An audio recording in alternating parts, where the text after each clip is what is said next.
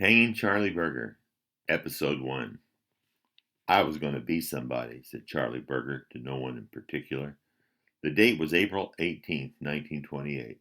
Charlie had one more day on Earth. Birger was a handsome devil, albeit a rather small one. For the duration of 1927 and into 1928, he was a sole occupant on the second floor of the Franklin County, Illinois jail. He had his own cell, rent-free, which wasn't saying much. It was, however, a room with a view, seeing as how he could get on his tippy toes and look out the barred window a few feet from his cell that was open onto the east side of the building. The scaffold they built expressly for him was complete. People had come in droves to watch it rise. "They hanging Charlie Birger there," said a local farmer to his son. The boy gawked at the structure. "Can we come see it, Daddy? The hanging, I mean?" "Reckon so, son," said the man. He put his arm around his boy and held him tight. God forbid that anyone had to end up like this. Charlie had been swept up nearly a year gone by for the killing of Joe Adams, mayor of West City, a small burg on the butt end of Benton, Illinois, where he now resided. He could only shake his head at his current situation. There was no way things could improve. The damage was done. He was finished. Adams was the first of the killings that didn't need to happen, but he had set the events in motion himself. "What you doing over there, Charlie?" Charlie turned away from the window. It was his night jailer, Billy Joe McKee. "Anything I can get for you?" McKee asked. "Some lemonade would be nice if you have any," Charlie replied. Billy did. He was gone momentarily, returning with a glass full to the brim. Charlie slugged it down and belched. "Impressive," said Billy. Charlie nodded and handed back the glass. "Charlie, might not be aware of it, but your boy, Harry Thomason, is sitting right below you." Charlie's head snapped up. "You serious?" he said. "Oh, yeah, I'm not joking. Came in about a week ago." "I don't suppose I could chat him up for a while," probed Charlie. "No, I don't see that happening," said Billy. "He is, after all, one of the reasons you're here." "That lying old fuck," said Charlie. "There's no telling what he'd say to save his skin." "Pretty sure you were a part of that conversation," said Billy. "You know, Charlie, I just don't get it. What on earth made you want to kill Joe Adams? He was just the mayor of no place, USA, who was in bed with the Sheltons." Charlie pondered the question. "It's not quite that simple, son. Let me spell it out for you.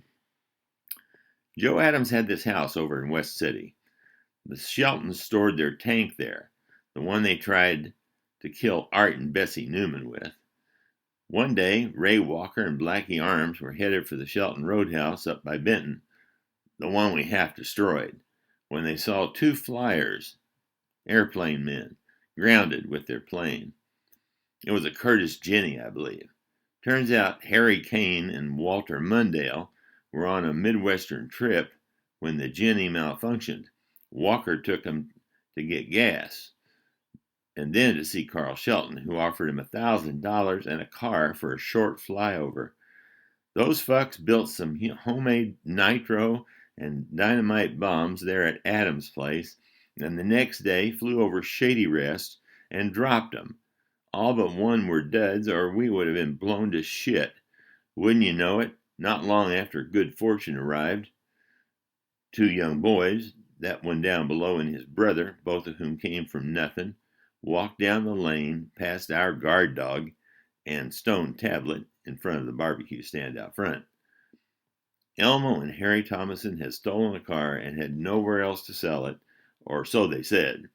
They ran smack dab into Connie Ritter, who, with my help, wrote a nice fake letter and put the fear of God into their very souls.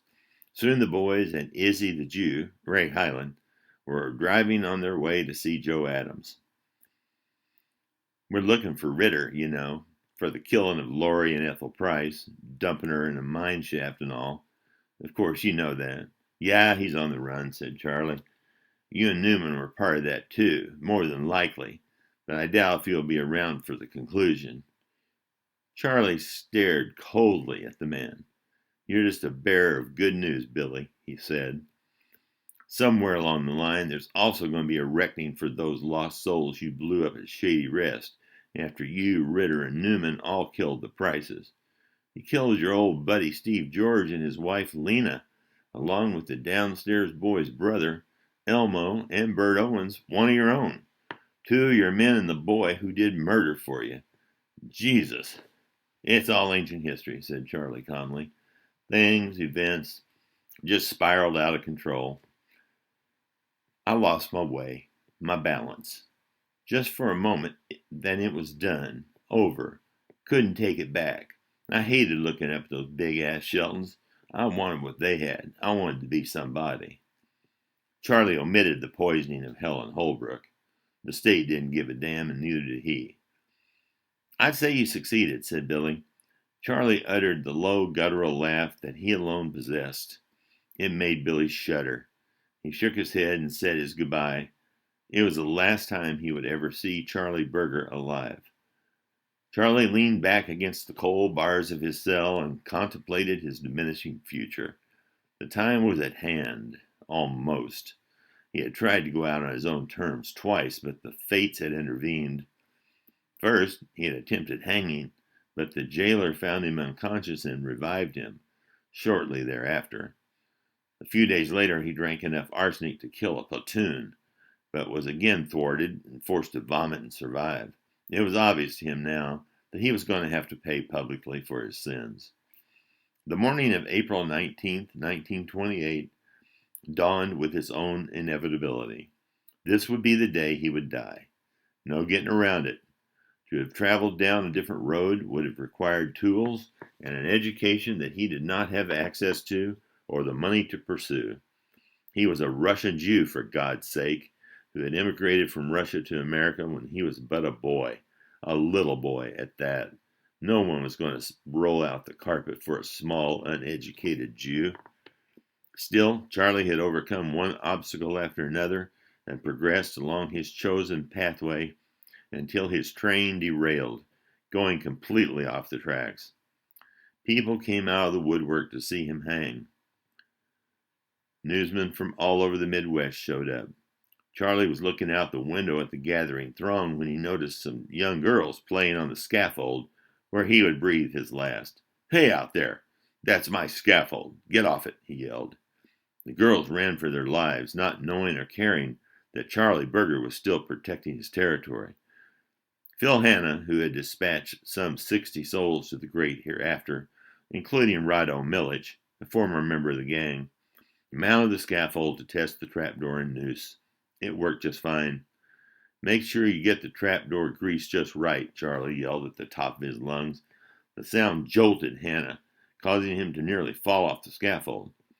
The morning was still early when Charlie's attorney, Bob Smith, stopped by to bid his notorious client farewell. Charlie seemed haggard. "You know, Bob, no lawman was willing to get between me and Carl." "There's probably some truth to that, Charlie," said Smith. The Charlie in front of him seemed resigned. The old fire-breathing model had been replaced by a newer, less vindictive version. State's Attorney Arlie Boswell dropped by, trying to salvage any tidbits of information he could dredge up. Charlie looked like he'd been run over by the tank. "How you feeling?" Boswell asked. "How in the hell do you think you'd be feeling if you were down to your last 30 minutes? Get the hell out of here, you son of a bitch." Charlie sat on his cot as Sheriff Orrin Coleman and his deputies arrived from Williamson County. At 9:45 in the morning, Franklin County Sheriff Jim Pritchard cuffed Charlie and led him from his cell down the steps of the cell block. Rounding the corner, Charlie walked resolutely toward the scaffold, where he noticed a wicker basket sitting under the trap door. He looked at Pritchard, who simply nodded. Charlie spat on the casket and walked up the 13 stairs, leading to his assigned position directly over the trap door. All around him was bedlam. People climbed trees to get a better look. More than 400 folks, maybe 500, maybe more, jostled for position. Phil Hanna tightened the straps around Charlie's chest and legs, just as he had recently done for Rado Millich, one of Charlie's henchmen. Please forgive me for what I'm about to do, he implored. I've forgiven everyone, said Charlie. Do you have any final remarks, Charlie? Asked Hannah, as he prepared to put the black hood that Charlie had requested over his head. I ain't no cluxer, said Charlie. Then Charlie Birger spoke his last words, ones that would close out the final chapter of his life and endure for years to come. It's a beautiful day, he said. Phil Hannah pulled the hood into position and secured the noose, which he had kept concealed behind his back. At 9:48, several minutes before his appointed time, Charlie asked Phil to hurry up. The rope spun like a top as the trapdoor sprung open, sending Charlie Birger to as an yet undiscovered land. 5 minutes passed before the man who had built and torched Shady Rest, killed Joe Adams and the Prices, Steve and Lena George, Elmo Thomason, Bert Owens, Helen Holbrook, and other unnamed souls, was declared officially dead. There would never be another one like him. Charlie Birger was gone. Sachna Itzik Birger was buried in the Chesil Shell Emeth Cemetery in University City, Missouri, that same afternoon.